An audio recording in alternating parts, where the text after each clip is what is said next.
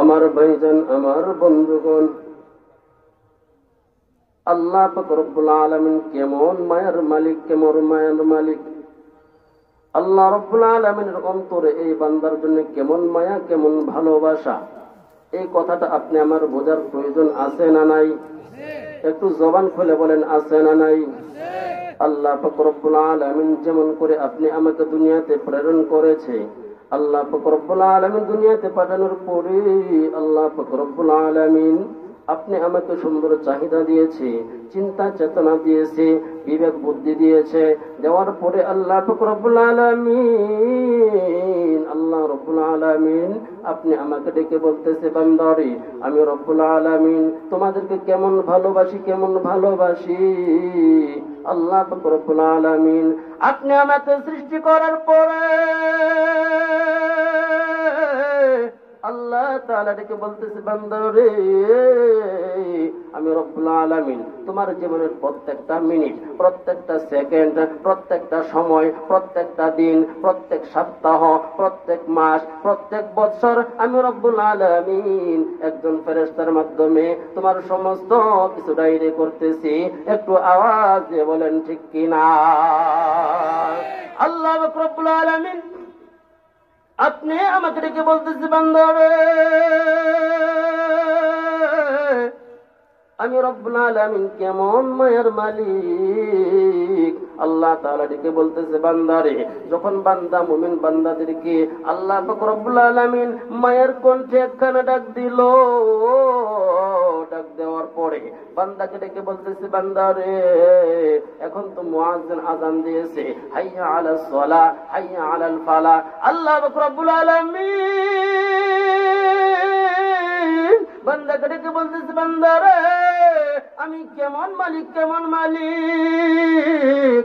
আল্লাহ রাব্বুল আলামিন একজন ফেরেশতাকে বলতেছে, বান্দারে তুমি যখন মসজিদে যাইবা, ফজরের আযান হয়ে গেল, এখনো তুমি ঘুম থেকে জাগ্রত হয় নাই, এরকম মানুষ আপনাদের সমাজে আছে না নাই? একটু জোরে বলেন, আছে না নাই? আল্লাহ রাব্বুল আলামিন একজন ফেরেশতাকে বলতেছে, ফেরেশতা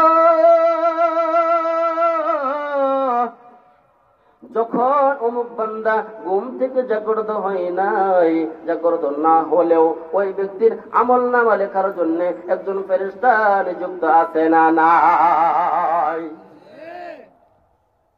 যখন ওই বান্দা ফজরের জামাতে শামিল হইল না, যখন বান্দা ফজরে আসে নাই, ফজরের রক্ত চলে গেল, ঘুম থেকে জাগ্রত হয় নাই, শীতের কম্বল মোড়া দিয়া, লেপ গায়ে দিয়া ওই বান্দা এমন ঘুম দিছে, কোন সময় মুয়াজ্জিন আযান দিল, ওই ব্যক্তির কান দ্বারা সেই আযানের আওয়াজও প্রকাশ করে নাই, ওই ব্যক্তির কানের মধ্যে ফজরের আযানও ঢুকে নাই। এরকম বান্দা সমাজের মধ্যে আছে না নাই? আমার রঘুনাথপুরের বাবাজিরা,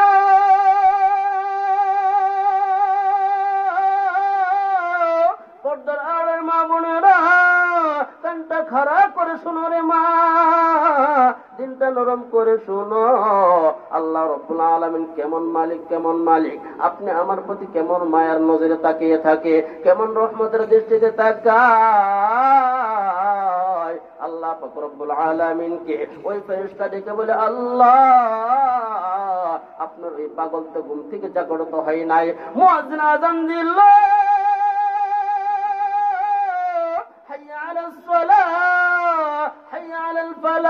আবার ফজরের সময় বলতেছে, আসসালাতু খায়রুম মিনান নাওম, আসসালাতু খায়রুম মিনান নাওম। ঘুম থেকে জাগ্রত হও, ঘুম থেকে নামাজ ভালো। এরকম দাওয়াত আমাদের কান পর্যন্ত আওয়াজ আসে না নাই? একটু জোরে বলেন, আসে না নাই? আল্লাহ রাব্বুল আলামিনকে ওই ফেরেশতা ডেকে বলে, আল্লাহ তোমার এই বান্দাটি এখনো ঘুমিয়ে আছে, এখন পর্যন্ত ঘুম থেকে জাগ্রত হয় না, এখন পর্যন্ত বান্দা ঘুম থেকে জাগ্রত হয় নাই, মসজিদে আসে নাই, তোমার মহান হুকুম ছিল পালন করে নাই, এখন ওই ব্যক্তির আমল নামাটা আমি লিখতেছি। তখন ডান কাদের ফেরেশতা ওই বাম কাদের ফেরেশতাকে বাধা দেয়, এখন লেখা যাবে না, লেখা যাবে না। তারপরে দুই ফেরেশতা ঝগড়া হয়। আল্লাহ রাব্বুল আলামিনকে ওই ফেরেশতাকে বলে, আল্লাহ আমি তো এই বান্দার আমল নামা লিখতে চাইতেছি, বান্দা নামাজে আসে নাই। এই বাম কাদের ফেরেশতার দায়িত্ব হলো ওইটা। তারপরে বান্দাকে বলে, এই ফেরেশতা যখন ঝগড়া করে আল্লাহ রাব্বুল আলামিনকে বলে, আল্লাহ এখন কি করব কি করব। তারপরে আল্লাহ রাব্বুল আলামিন, আল্লাহু আকবার, একটু জোরে বলেন আল্লাহু আকবার। আল্লাহ রাব্বুল আলামিন ওই ফেরেশতাকে বলে, ফেরেশতা রে দেখ দেখ দেখ ওই পাগলটা যোহরের সময় আসে কিনা, ওই পাগলটা যোহরের নামাজে আসে কিনা।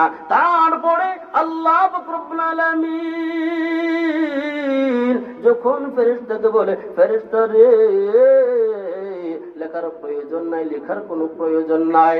তারপরে ফেরেশতারা যোহরের সময় পর্যন্ত অপেক্ষা করে।